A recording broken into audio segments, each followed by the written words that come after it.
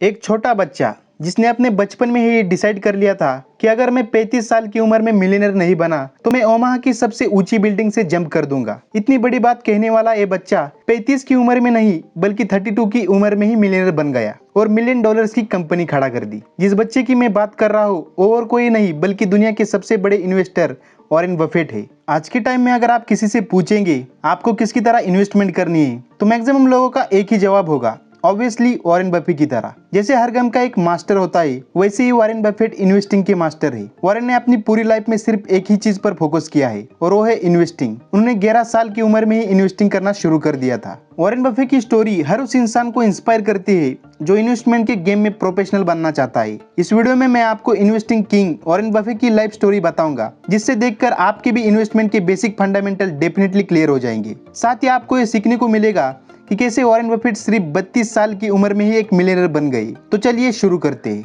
Warren Edward Buffett का जन्म US के ओमाहा में 30 अगस्त 1930 में हुआ था। उनके डैड एक स्टॉक ब्रोकर थे और उनकी मॉम एक हाउसवाइफ थी। जब वॉरेन का जन्म हुआ तब अमेरिका में फाइनेंशियल क्राइसिस चल रही थी और जब वो 1 साल के हो गए तो उनकी फैमिली पूरी तरह से कंगाल हो चुकी थी, क्योंकि जिस बैंक में वॉरेन की फैमिली ने अपने पैसे सेव किए थे वो भी अमेरिकन क्राइसिस की वजह से बंद हो गया। और जैसे जैसे वॉरेन बड़े होते गए उनकी फैमिली की फाइनेंशियल कंडीशन खराब होती गई।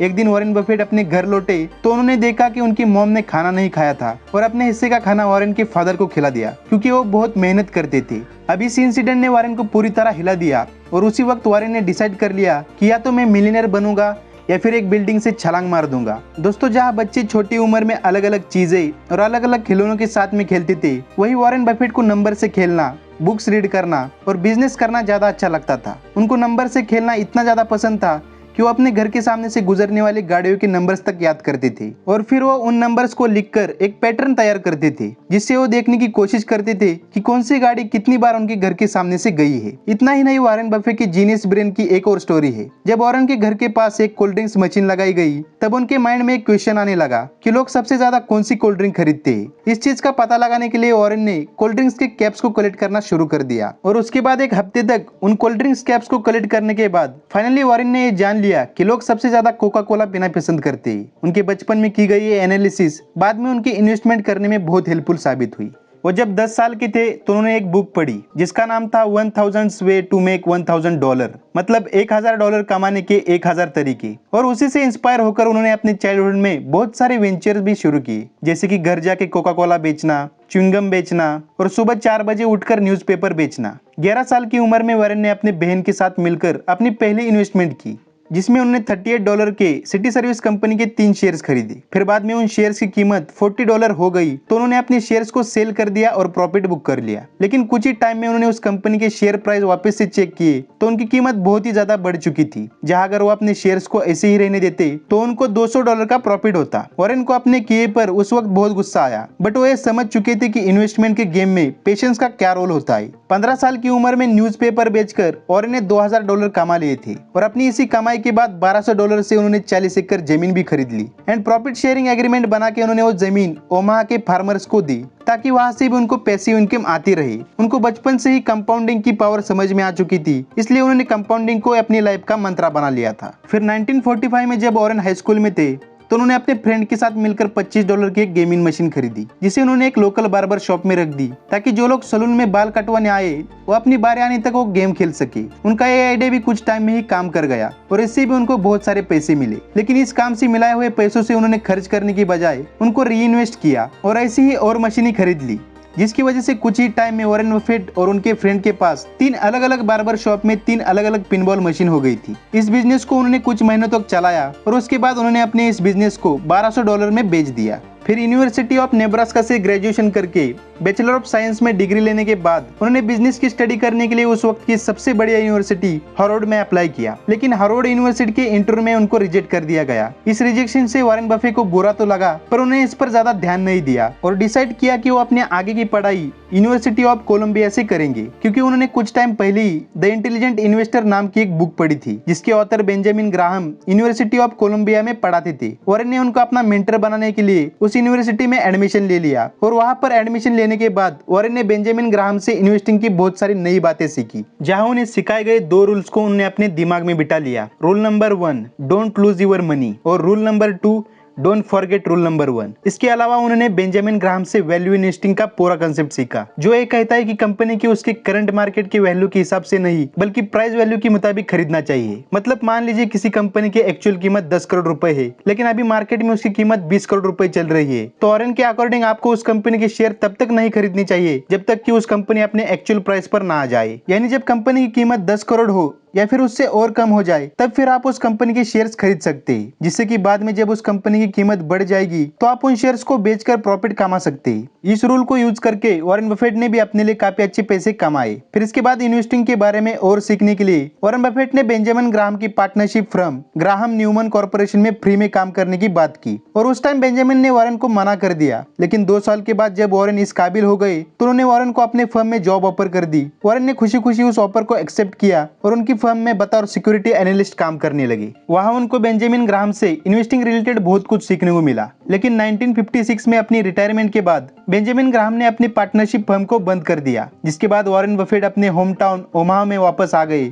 ओमाहा आने के बाद उन्होंने खुद का पार्टनरशिप फर्म शुरू किया, जिसमें अधिकतर लोग उनकी फैमिली वाली ही थी। उन्होंने पार्टनरशिप फर्म शुरू करने के अंदर ही $1,05,000 को $7 मिलियन में कन्वर्ट कर दिया, जिसमें से $1 मिलियन वॉरेन को मिले और यहाँ आकर 32 साल की उम्र में ही मिलियनर बन गई। फिर इसके बाद क्या होता है, मार्केट में कंपनीज के शेयर दिन ब दिन महंगे होने लगे, इसलिए सस्ते प्राइस में शेयर को खरीदना वॉरेन बफेट के लिए काफी मुश्किल हो गया, जिस वजह से उनको अपना पार्टनरशिप फर्म को भी बंद करना पड़ा।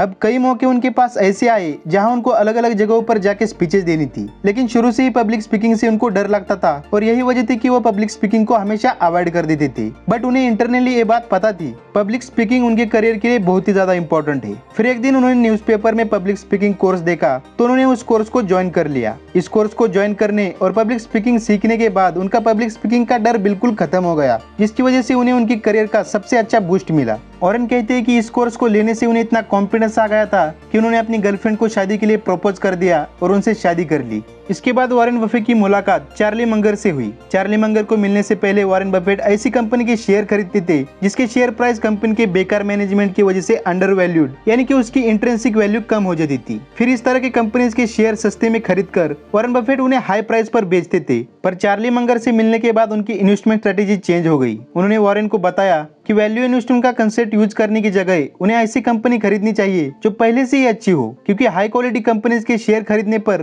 कंपनी की वैल्यू कुछ टाइम बाद कंपाउंड इफेक्ट की वजह से ऑटोमेटिकली ही बढ़ जाएगी, जिसके बाद वो कंपनी तुम्हें अलग से और पैसे कमा के देगी, जो थोड़े बहुत प्रॉफिट से तो ऑब्वियसली बेहतर है। इस रूल को समझने के बाद वॉरेन बफेट ने Coca Cola, Apple, bank of America, American express में अपने पैसे लगा दिए, जिसके बाद वॉरेन को बहुत ज्यादा फायदा हुआ और वो इस रूल को आज भी यूज करते हैं। 1962 में वॉरेन बफेट ने बर्कशायर हैथवे का पहला शेयर खरीदा। उस time Berkshire Hathaway textile business चला रही थी, पर ये बिजनेस कुछ खास नहीं चल रहा था, जिसकी वजह से बर्कशायर हैथवे के मैनेजमेंट ने टेक्सटाइल मिल्स को बेचना शुरू कर दिया। देन मिल्स बेचकर जो उन्हें पैसे मिले उनसे वो अपने शेयर होल्डर से अपने शेयर्स वापस खरीदने लगे, जिससे उनको यह अंदाजा हो गया कि इस तरह शेयर्स खरीदने के बाद कंपनी शेयर्स को बायबैक करेगी, जिससे उन्हें बहुत प्रॉफिट होगा। इसलिए 1964 तक उन्होंने बर्कशायर हैथवे के बहुत सारे शेयर्स खरीद लिए। जब कंपनी ने वॉरेन से पूछा कि बताइए आप इन शेयर्स को कितने में बेचना चाहते, तो वॉरेन ने उन्हें $11.50 की प्राइस बताई, जिस पर वो कंपनी एग्री कर गई। जब उनके पास लेटर आया तब उसमें शेयर की प्राइस $11.375 की थी, जिससे वॉरेन को उनके मैनेजमेंट पर बहुत गुस्सा आया और उन्होंने इस ऑफर को रिजेक्ट कर दिया और बर्कशायर हैथवे के ज्यादा से ज्यादा शेयर खरीद लिए। कंपनी के आधे से ज्यादा शेयर खरीदने की वजह से कंपनी का पूरा कंट्रोल अब उनके हाथ में आ गया और एक स्ट्रॉन्ग शेयर होल्डर और चेयरमैन बनने के बाद वॉरेन ने कंपनी के झूठे मैनेजमेंट को कंपनी से बाहर निकाल दिया और फिर वो खुद बर्कशायर हैथवे के मालिक बन गई। इस कंपनी को खरीदने के बाद उन्होंने इस कंपनी को टेक्सटाइल कंपनी से